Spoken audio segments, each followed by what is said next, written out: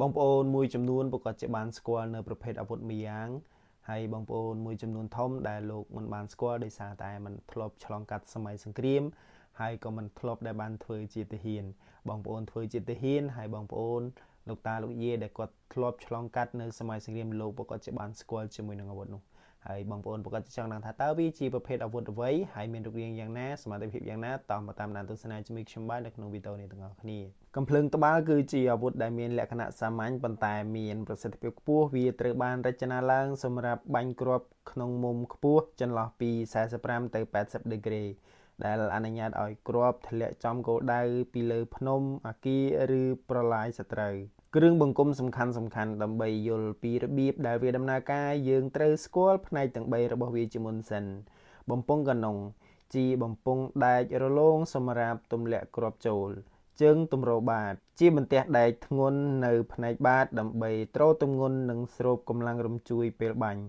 ជើងទម្រ2ប្រើសម្រាប់ទប់បំពង់កាណុងនិងសម្រាប់សារ៉េមុំបាញ់ឲ្យចំគោលដៅដំណាក់កាលនៃដំណើរការបាញ់កាំភ្លើងត្បាល់ភាគច្រើនប្រើវិធីទម្លាក់គ្រាប់តាមមាត់កាណុងជំហានកការទម្លាក់គ្រាប់ទាហានបាញ់កាំភ្លើងត្បាល់ត្រូវកាន់គ្រាប់ដោយយកផ្នែកកន្ទុយចុះក្រោមហើយទម្លាក់វាចូលក្នុងមាត់កាណុងទំនាញផែនដីនឹងទាញគ្រាប់ឲ្យធ្លាក់ទៅបាតបំពង់យ៉ាងលឿនជំហានខការបុកជាមួយម្ជុលបាញ់នៅបាតបំពង់កាណុងមានម្ជុលបាញ់មួយដែលនៅស្ងៀមនៅពេលដែលគ្រាប់ធ្លាក់ទៅបុកបាតម្ជុលនោះនឹងបុកជាមួយនឹងគ្រាប់រំសេវផ្ទាល់ដែលនៅផ្នែកកន្ទុយគ្រាប់ជំហានកការឆេះរំសេវរុញការប៉ះទង្គិចនោះបង្កើតឲ្យមានផ្កាភ្លើងរួចក៏ទៅឆេះរំសេវរុញដែលជាបន្ទះឬជាកញ្ចប់នៅជុំវិញកន្ទុយគ្រាប់ជំហានខការហោះចេញនៅពេលរំសេវរុញឆេះវានឹងបង្កើតជាសម្ពាធហ្គាសដោយសារបាតបំពង់ត្រូវបានបិទជិតដោយជើងទម្របាតហ្គាសគ្មានផ្លូវចេញក្រៅពីការរុញច្រានគ្រាប់ឲ្យហោះចេញតាមមាត់កាណុងទៅលើមេឃក្នុងល្បឿនយ៉ាងលឿនហេតុអ្វីបានជាវាមានប្រសិទ្ធភាពបាញ់រំលងឧបសគ្គវាអាចបាញ់រំលងជញ្ជាំងឬភ្នំបានយ៉ាងងាយគ្រាប់ធ្លាក់ពីលើចំក្បាលគ្រាប់ត្បាល់ធ្លាក់មកវិញស្ទើរតែត្រង់